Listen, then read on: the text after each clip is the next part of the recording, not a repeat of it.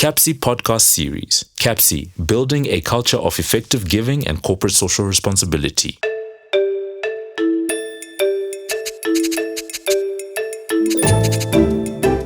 Welcome to the episode 4, Conversations on African Philanthropy, with me, Bhekinkosi Moyo, the Director of the African Center on Philanthropy and Social Investment. Today we are hosting a dear friend, a supporter of justice and community philanthropy in the space. Welcome, Mamo. Thank you. Let's start by asking, what's your government name? Mamotshidisi. That took me a while. Okay. My government name is Mamotshidisi. Yes. Great. The reason why I'm asking is because names in an African context mean a lot. And they also mean a lot in philanthropy. Let's talk about your name. Well, I inherited my name. So I was named after my grandmother. And my name, Mamotshidisi, is a Sotho name, which in simple terms, simple translation means one who comforts, and one who gives comfort to those that need it. And so that's kind of the name that I've decided to go with. I have another English name, which probably even you don't know, Becky, having worked with me for many years, but I prefer this one. Okay. And the one who comforts, and here we are in the space in philanthropy, where somebody could actually say we are comforting those in need, those that might require attention, especially in terms of social justice concerns. When did the philanthropy bug catch you? It kind of creeped up on me a little bit because, I started off studying to become an accountant. So philanthropy was never really something that I had in mind. I started my career working in the not-profit sector, and that's kind of how that's the space I've occupied for many years. But looking back, I actually think the philanthropy bug bit me in my childhood. So I was brought up by a farm school teacher. My mother was a farm school principal, and she, at the time I didn't know it, but now that I've been involved in philanthropy, I realize that she was probably the greatest philanthropist I've ever come to know. She identified kids with gifts and talents in her school that came from pretty poor backgrounds, and she would always bring them into our home. So I always say that even though we were a family of 6, there was always almost double the people in my home. And at that tender age, I already realized just how, my upbringing and my childhood was different from other kids, and some of the disparities that they kind of had to deal with. And I suppose that's at the point that I got bitten by the philanthropy bug, hence I'm here today. And at that point, did you realize the importance of what she was doing? I'm saying this because recently we did a case study of an individual giver in Kenya. It's called the Stanley Mliwa case study. And when he was giving to everyone around him, family members, strangers, some of whom have gone on to work in government, in the banking sector, his giving ended up affecting his own family, including his wife. In fact, the wife went into some depression because of his giving. I just want to understand whether at that point, did you understand the impact that the giving was having on society at large, or as a child, you felt that the giving was taking away from you?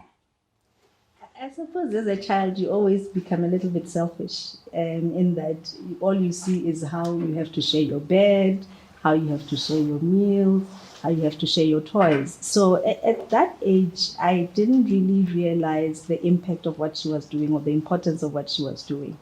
But I think as I became a teenager and getting really exposed to the realities that those kids have to deal with, I kind of understood. But even at that point, I didn't realize why it has to be her in particular, why not somebody else. And I suppose that's the selfish nature of a child. But I kind of understood why those kids needed something better for themselves. It's just not getting why my mother has to be the one that provides that solution.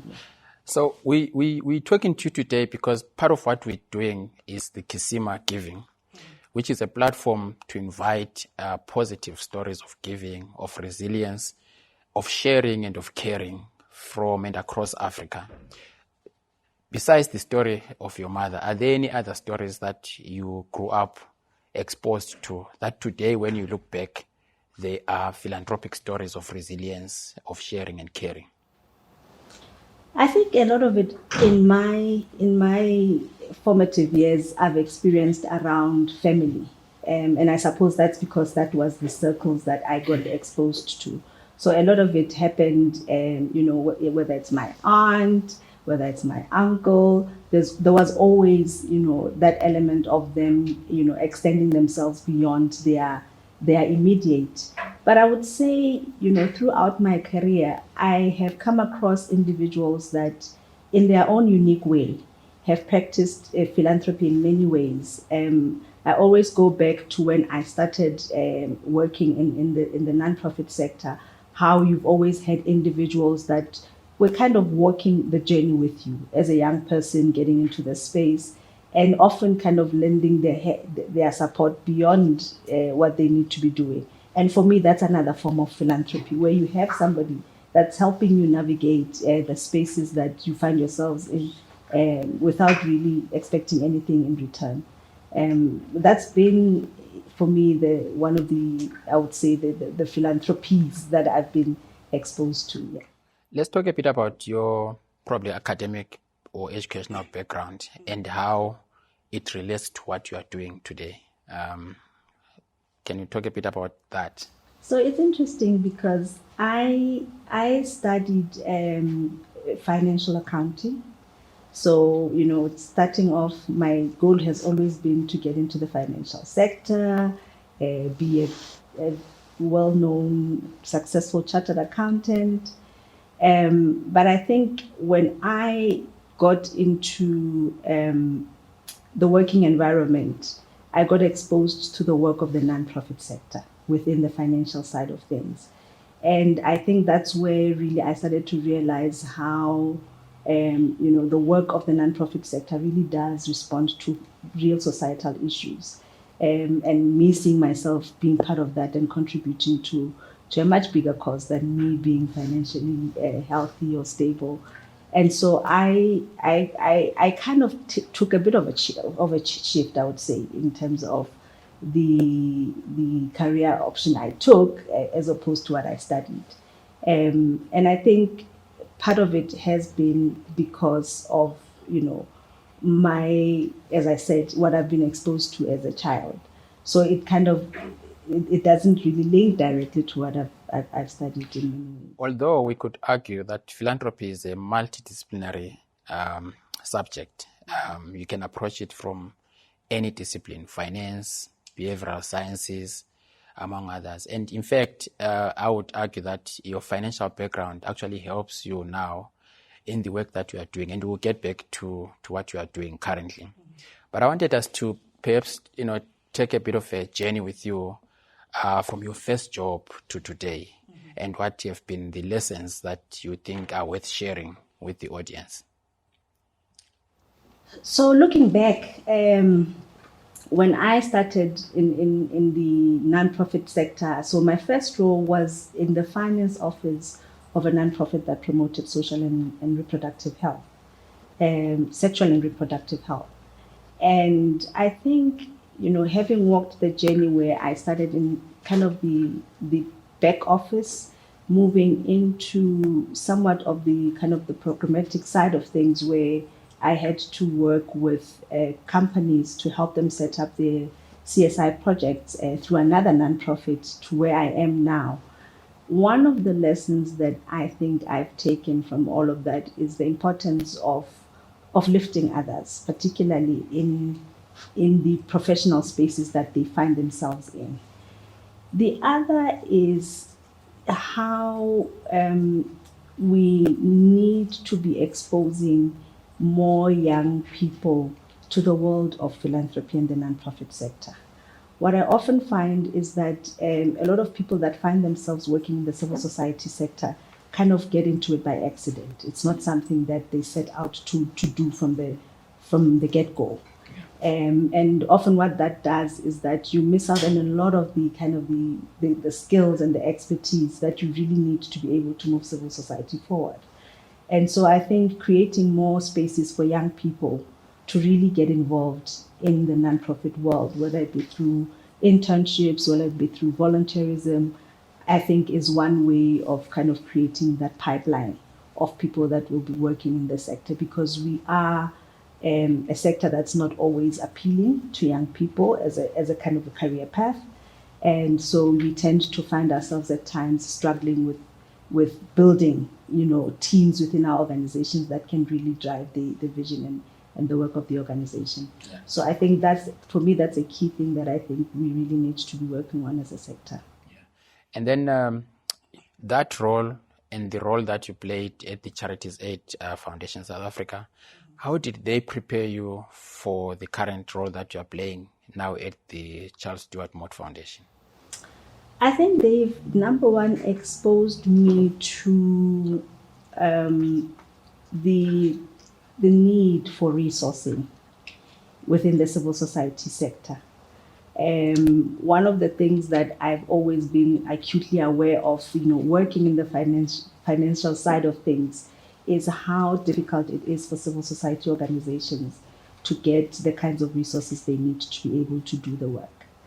And so being behind the scenes, seeing how organizations are struggling to raise money, and subsequently being at the Charities Aid Foundation, where you're having to convince the private sector to be a little bit more strategic in their philanthropy and not kind of focus their efforts on one-off initiatives, has prepared me for the kind of work I do now at the Mott Foundation, where we really are investing in institutions that are designed to build and strengthen civil society.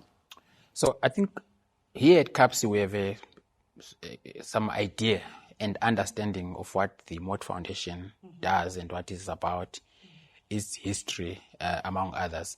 But I'm not so sure that it is widely known by people across the continent. Mm-hmm. And I know that your new strategy is not just focused now on South Africa, yes, Europe and other regions, but it's also across the continent, several countries that you are working on.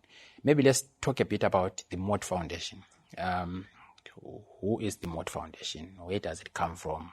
What does it seek to do? Where is it located for people who are watching and they've never heard of the Mott Foundation? So the Mott Foundation is a private foundation. It was established in 1926 by Charles Stewart Mott. Charles Stewart Mott was part of a group of individuals that actually set up General Motors. So he used some of his resources and the profits that he made from that to set up a foundation based in his hometown of Flint, Michigan. And the foundation in its genesis worked mostly to kind of uplift the Flint community, which at the time was really struggling through the shifts that were happening in the motor industry, where because a lot of the people in the Flint community were kind of trained to work in the motor industry, when the industry moved out of Michigan, they found that the socioeconomic conditions really deteriorated. So the foundation was set up to respond to some of those issues. And over time, the then president of the Mott Foundation, Bill White, recognized that for the foundation to be able to really respond effectively to issues in the Flint community, they cannot turn a blind eye to what is happening elsewhere around the world, because a lot of what happens in the US is impacted by the issues within the global sphere. And so one of the very initial things that they did was to kind of scope out where else the foundation could make investments that would be impactful. And so they sent out consultants to look at whether the foundation could work in South Africa. That was in the early 80s.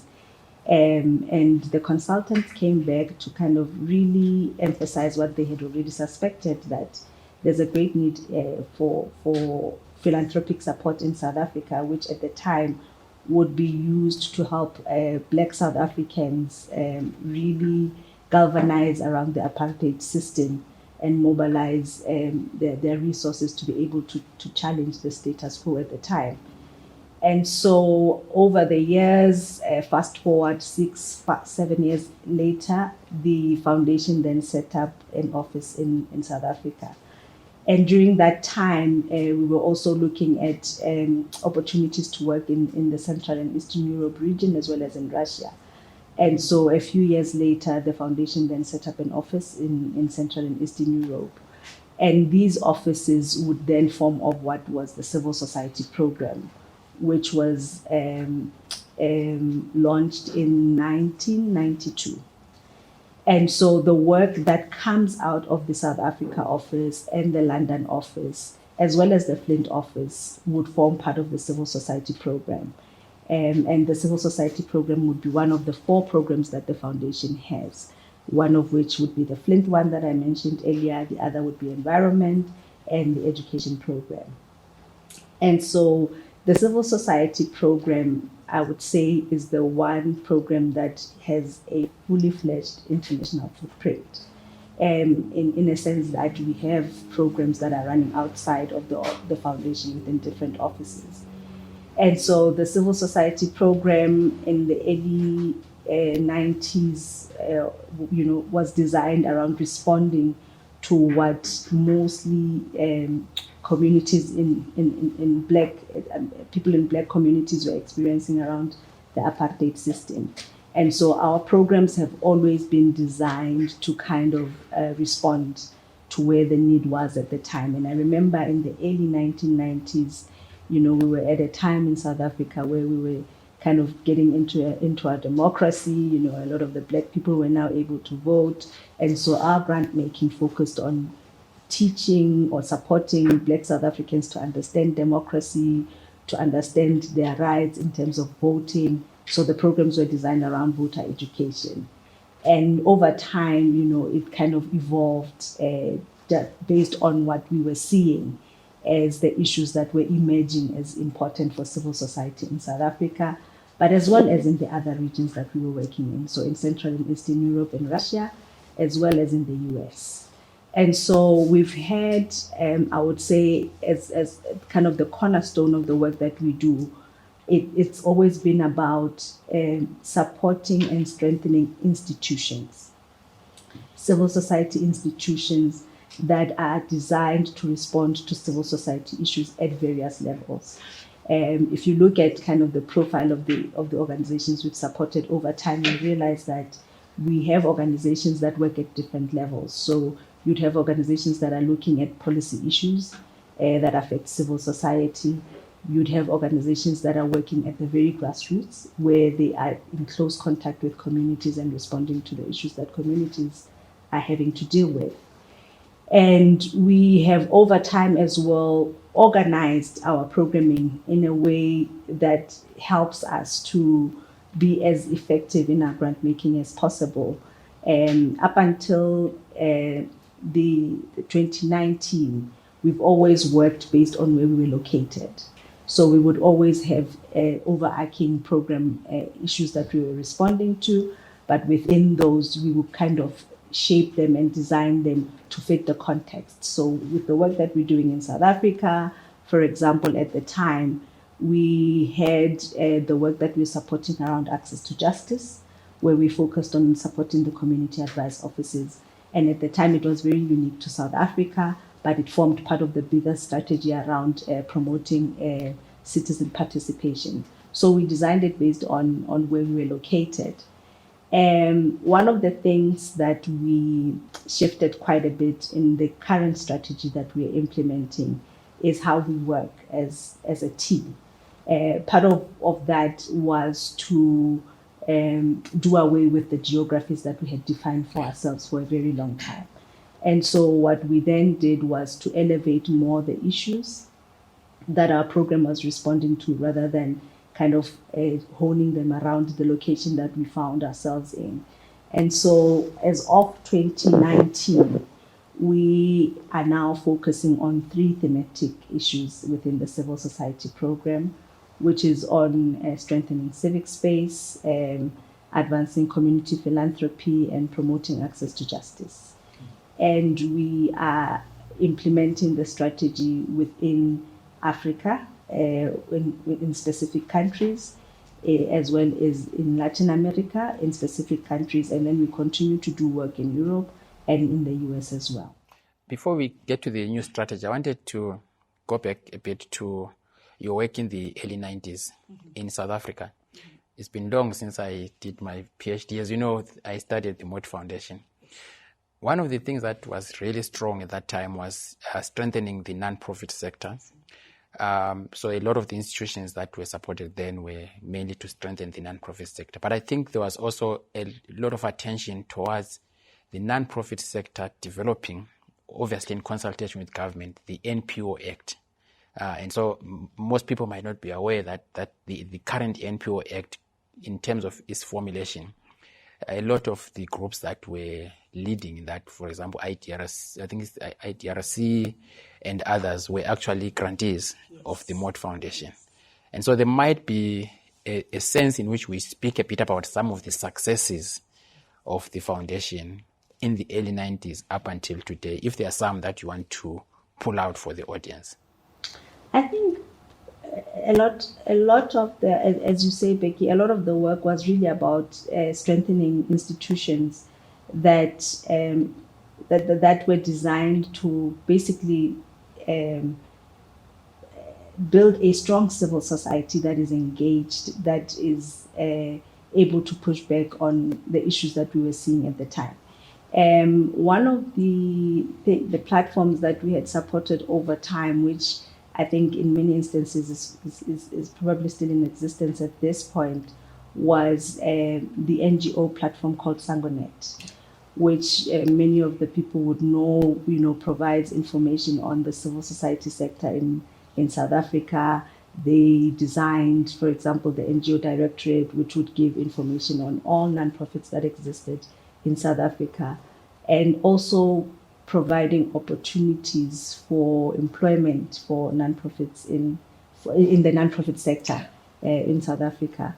One of the other initiatives that we had supported that really had a lot of success was the Democracy Development Project at the time, which was producing a lot of material around what democracy means, the responsibilities that come with democracy, and provided a lot of training for, at the time, local government officials in municipalities, and these are the institutions that are often behind the scenes that are getting the work done, the work that is important for us to realize the democracy that we have today.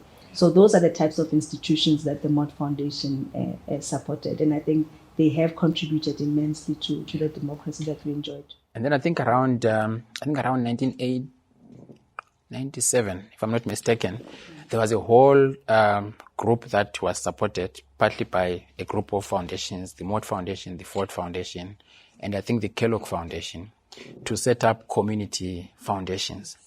And given the interest of the Mott Foundation on community philanthropy, I wanted to get a sense around your thoughts on community foundations and community philanthropy in South Africa and the journey that they've traveled since then. What's your analysis and take on the state of community philanthropy?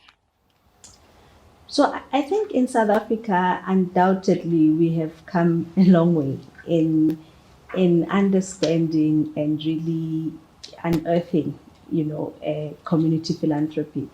As you say, Becky, one of the things that we started off quite early on in the work of the foundation in South Africa was to pilot the community foundation concept with a few other funders. For the Mott Foundation, this is one area that, goes beyond the work that we're doing in South Africa.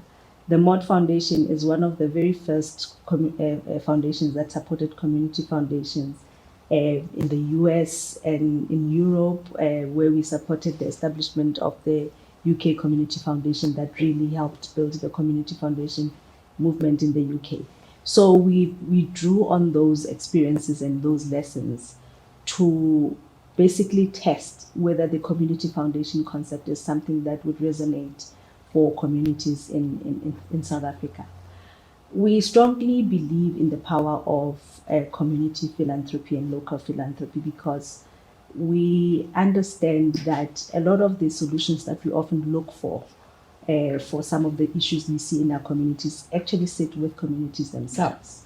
The communities know what the issues are, they know how to resolve the issues, and most importantly, they have the capabilities and the resources to respond to those issues.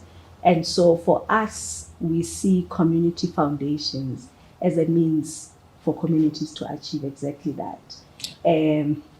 Often local philanthropy happens where communities kind of rally around a particular issue that they see in their communities. They pull their resources together to be able to respond to that issue.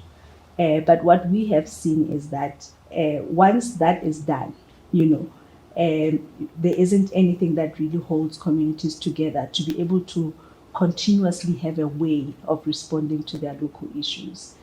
If you have an institution, and this is again speaks to Mott Foundation's interest and really the care for having institutions be part of society.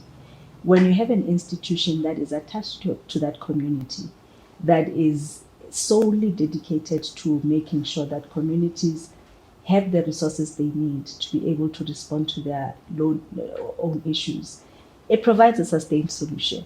A sustained solution that does not need the Mott Foundation to address, but needs the community members themselves to address. And so it takes away this dependency that you often communities would often have on philanthropy and foundations. So we have learned from the work that we supported through the pilot project. And so over time, we've kind of shifted and changed our strategy around how we support the idea of establishing community foundations in communities. And one of the ways that we have seen work in other contexts, which is an approach that we're applying at this point, is to identify a national organization that is able to kind of test the idea of a community foundation in a particular country. And what that does is that it removes the Mott Foundation from supporting individual community foundations, because then that doesn't allow for the field to grow. You tend to have resources concentrated in the individual organizations. But also what it does is that it kind of addresses the issue of dependency, where if you have a big foundation funding the community foundation, it kind of defeats the purpose of it being a community-led, community-resourced institution. And so we have been working at the level of funding what we're calling community foundation support organizations. And those are the organizations that would then go into their own communities with the full understanding of the local context, the local issues, the local politics even. And they would identify initiatives, communities, community leaders that have the makings or the potential to establish a kind of a community foundation initiative or even a community foundation in their own communities. And we're already starting to see some successes, just kind of in the approach that we've applied now. And then, of course, that links right nicely with the support that you are giving to what we could potentially call infrastructure support organizations within the ecosystem. Groups like the Africa Philanthropy Network, among others. Any lessons emerging out of those continental, regional structures that you are supporting, especially as they relate to the current strategy of expanding beyond South Africa? I think definitely one of the benefits of having access to kind of these continental structures has been that it has allowed us to have a better understanding of the different contexts. Given that at the start of the work with the foundation, we've always been concentrated in South Africa. So having partners that work in different geographies, you get to understand, the context in Tanzania, you get to understand how institutions function in Kenya, and so on and so forth. But also, I think the benefit of having continental partners is that you are able to gain access to their membership. And within their membership, often some of them have these kinds of organizations that are working at the local level, promoting the same ideas that we are promoting as the Mott Foundation around community philanthropy. So it's been beneficial to be able to tap into the groups that are working within the networks that we are attached to and that we support, so that you gain access to the work at the local level. I think what we've learned is the importance of building ecosystems of support. I think for Africa, we've certainly seen that philanthropy is a concept that is not as advanced as you would find it, say, in Europe or in the US.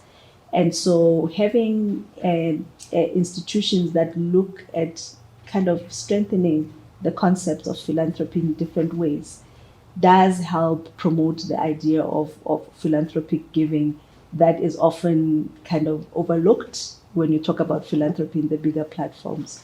And so for us, it's very important to be able to have institutions that, number one, can talk about philanthropy in the global, philanthropy that happens in Africa, in the global space, but also that work to start connecting the dots within the African context around how philanthropy emerges and looks like in the different spaces. And obviously, Africa is more than 50 countries, and I'm not sure it was going to be ever possible for the foundation to work in all the countries. Mm-hmm. Maybe talk a bit about the process and the justification to end up working in a few of the countries. I think I know you have an interest in Malawi, yes. In Mali, Sierra Leone, not Sierra, is it Sierra Leone? Yes. Sierra Leone and Rwanda. I'm saying this because we recently obviously did some work there, research work that we did, supported by the Mott Foundation. But how did you end up with those countries out of the 54 countries that we have in the continent? So towards the tail end of our previous strategy, we already knew that we needed to make some significant shifts, particularly in how we talk about where we work or in the areas that we work.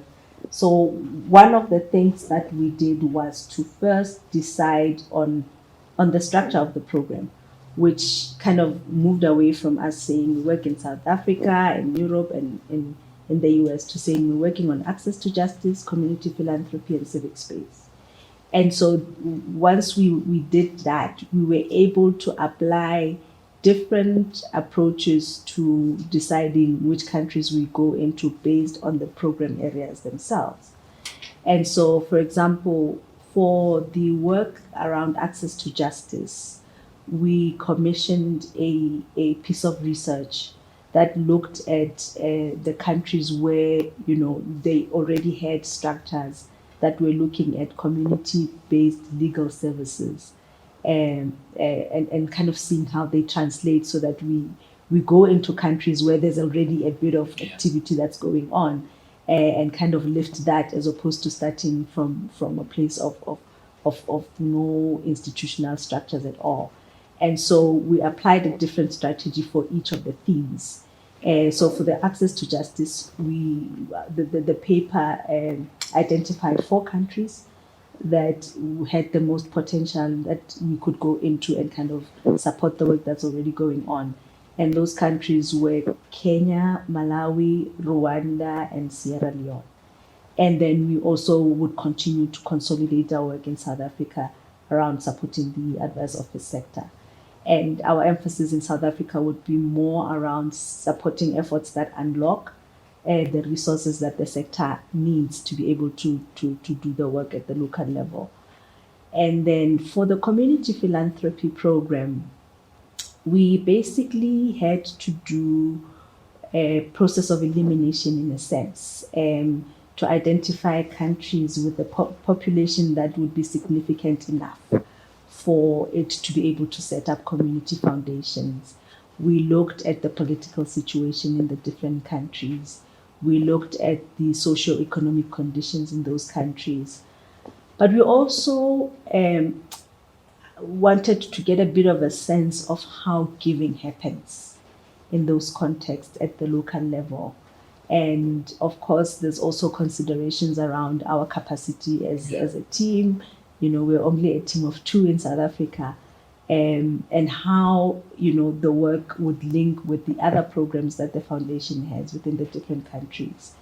So at the end of that exercise for the community philanthropy program area, we landed on first piloting the program within Kenya, Zambia, and Ghana. And then once we started doing the work on the ground and meeting people and connecting with others, we then got to know of work that's happening in other countries, which is how, the program is extended beyond the 3 countries. And we're now looking at Uganda as well as Malawi. So that's kind of how we've identified the countries. Yeah. Within the Civic Space program, we're kind of building on the work that we've been supporting around the ecosystem for philanthropy and the infrastructure that we've supported in Africa, which is where, partners like CAPSI and Africa Philanthropy Forum or the Africa Philanthropy Network would come in. But it's essentially about strengthening the infrastructure at the continental level, at the regional level, and in a few instances at a national level. We are also looking at opportunities around how we are looking at the digital technology and digital security for civil society, which really speaks to some of the issues around the freedoms that we enjoy and how those are being clamped down. And that's kind of how the Civic Space program is unfolding. So we've applied different strategies based on the themes that we were working on. Yeah. I mean, talking about the closing nature of civil society, I mean, this has been ongoing for years and years, and I think every context presents a different form of how governments are closing on the civic space. And like you said, currently, the governments are so much worried about the use of technology, the use of the internet. And so we might actually see a huge shift in terms of how governments are closing the space towards looking at the internet, looking at the digital spaces, and really going into even the social media spaces to try and close that. And I think that if there's one area where philanthropy might really need to pay attention to, is the different ways in which the civic space is actually getting closed. And I'm happy to hear that the foundation is also looking at that, especially from a digital point of view, because it's got so many implications on how mobilization takes place. It's got implications on how activism can also take place. And so I think that's something that I just wanted to say. But I wanted to go back to the advice centers in South Africa, because I think we have done some injustice in terms of the lessons that could have been discussed or lessons that have emerged from there, given the centrality and the importance of the work that the advice offices are doing. Maybe we take a bit of some time to go back there and just pull out some of the the successes and the impact that work has done in communities. So I think for me that's been one of the most interesting areas of work that I got exposed to when I joined the Mott Foundation, because before then, actually, I had no clue that these centers existed. And these are centers that were established during the apartheid regime, when you would have people in communities being detained, political activists, people that were involved in the armed struggle being detained, and poor communities not having access to any kind of legal recourse. And so through the different institutions, these advice offices were established to be basically the first point of contact for anyone in a community that needs some kind of guidance, whether it be legal or otherwise, around how they can help their family members of their loved ones that are detained through political activity. And over time, I think the sector has evolved in ways that have been really, really, I think, meaningful for communities, in that they are able to provide basic legal advice for people on a myriad of issues. Communities that would otherwise need to have a legal aid service professional be the one that comes, and at times, even a lawyer helping them to deal with their own issues. I think one of the benefits of the sector has been just to be able to create that access to basic legal services that ordinary people and poor people in poor communities would not be able to access. If you look at the impact that the sector has had, over time, you realize just how important access to justice for the poor how important it is. There's been instances where the advice office sector has been able to unlock money that a family would not be able to get through a pension fund of a loved one. One of the things that our partners has been able to do is to address the issues around the illegal withdrawal of money, from people that would have borrowed from loan sharks. Yeah. They have been involved in the case of the Department of Social Development, where there's been issues around the paying out of social grants. So there's been a lot, I think, that the advice office sector has been able to achieve in South Africa specifically, that we certainly saw as experiences that we could take into other countries in the continent, which is why we basically lifted it to the level of a program area for the civil society program. And again, similar to other programs, we have it also, we support this work in other parts of the world like Ukraine. And I think with everything that's happening right now in Ukraine, we're really seeing the benefits of having such partners at the local level that can respond immediately to all kinds of issues. So I think the advice office work has been really instrumental. One of the things that the sector continues to struggle with is around resourcing, as you would imagine, where not a lot of funders really fully appreciate the value of the sector. And so they continue to struggle in terms of funding. And one of the efforts that the Mott Foundation has been pushing over the years is to see how the sector can access funding from the state. Yeah. Because if you look at the work that they do, it's actually work that would sit within the different departments, whether it be of social development or the Department of Justice. So we've been supporting efforts to help the sector unlock those kinds of resources. Yeah. I mean, I must also confess, I got to know about the advice centers when I was doing my work on the Mott Foundation. I actually didn't know about them. Let me just check from the crew. Who knows about these advice centers? Have you come across them, Chief?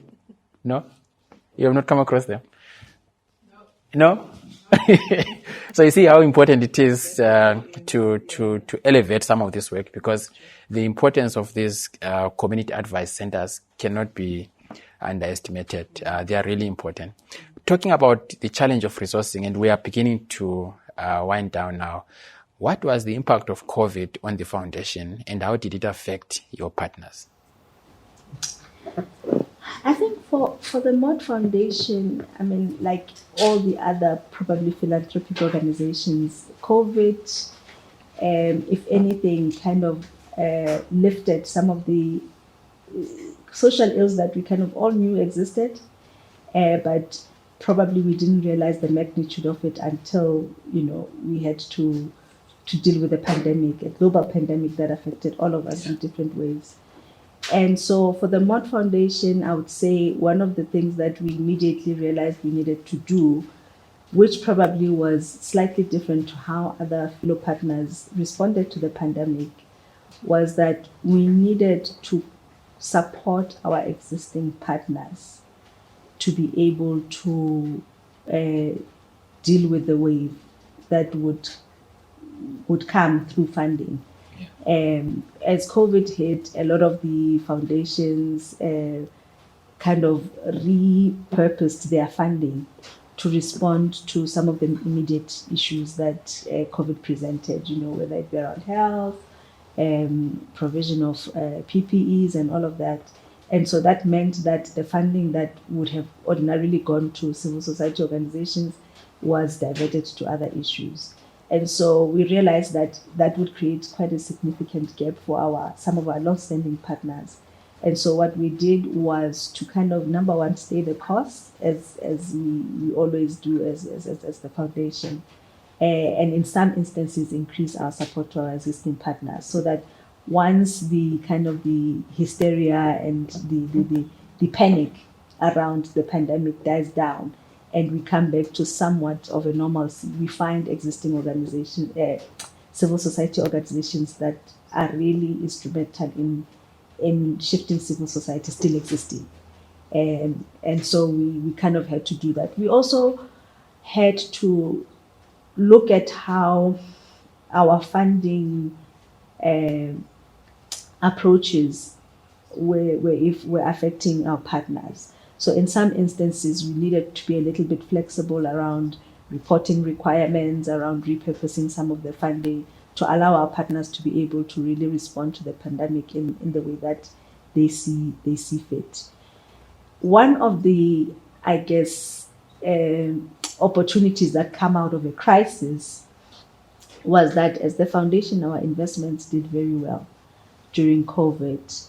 And so that helped us to also increase some of the funding that we were providing to our partners, so that the response becomes really much more impactful. Yeah.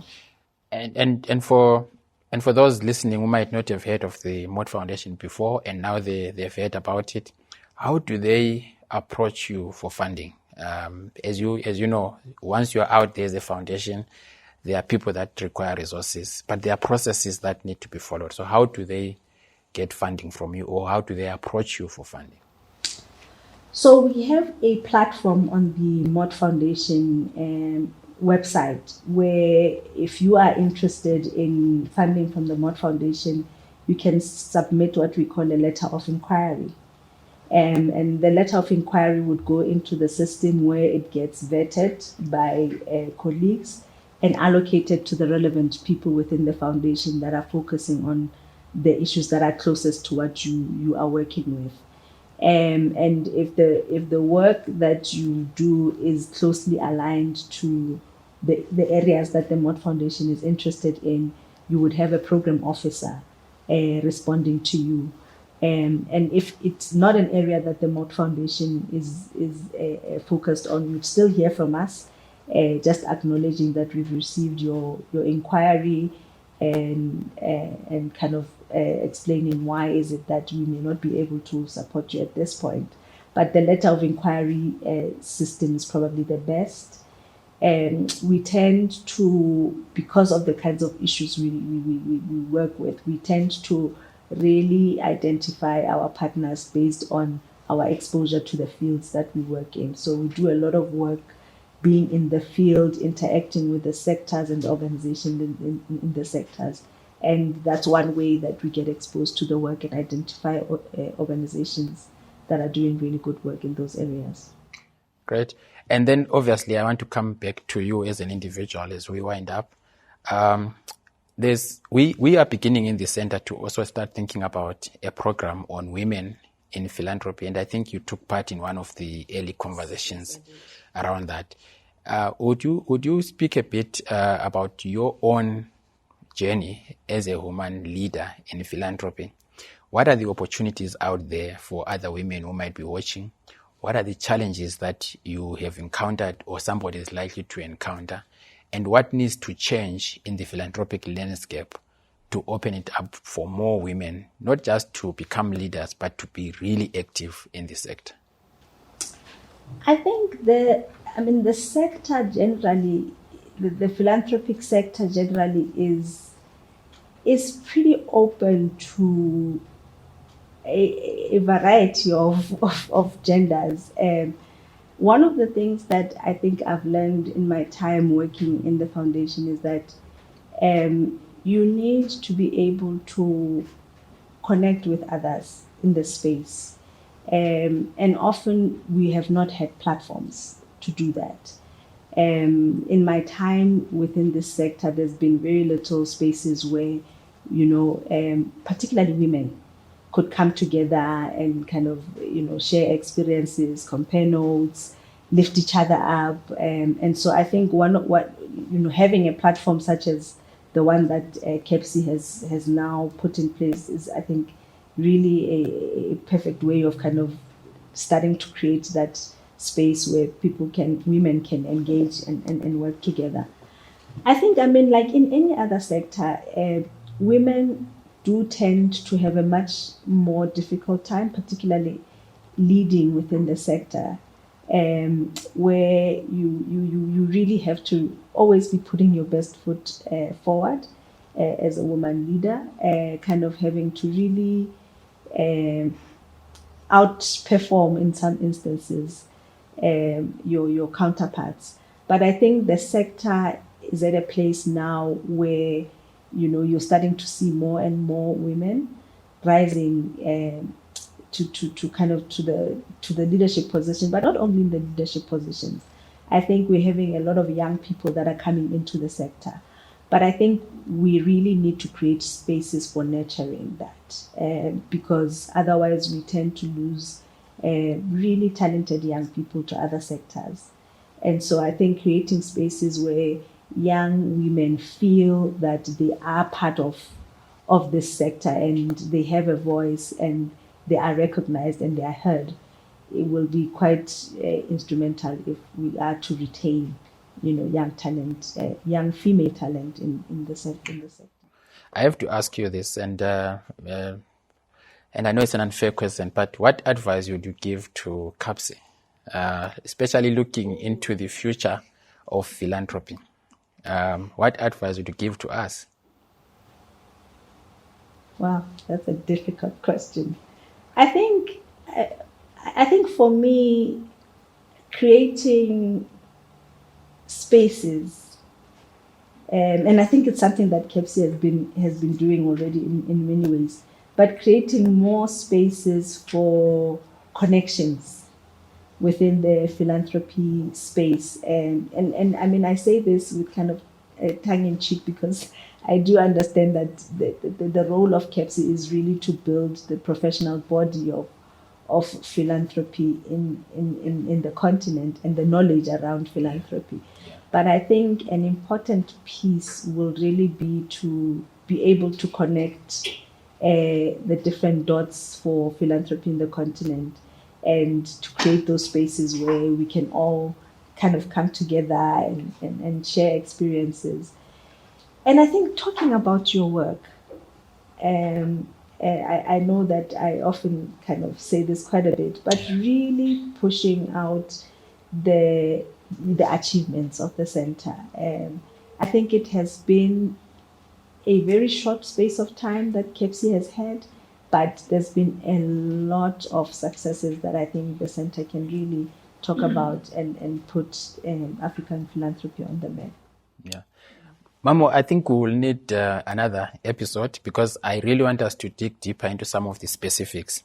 I think what we have just done today is to give an overview of what the Mott Foundation does and some of the experiences and the successes that it has achieved here in South Africa, globally.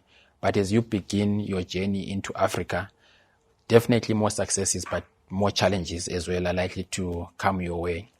I really have to give this full disclosure that the Center on African Philanthropy and Social Investment is supported by the Mott Foundation. The Mott Foundation was one of the first donors to actually give a planning grant, and they continue to support some of and most of our programs. So full disclosure that we are doing this is not funded. The episode is not funded by the Mott Foundation, but the center is funded by the Mott Foundation.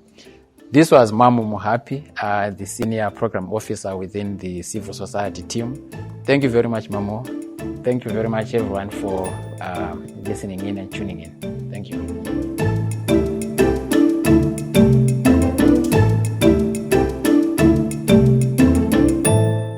You've been listening to the CAPSI podcast series, talking all things philanthropy.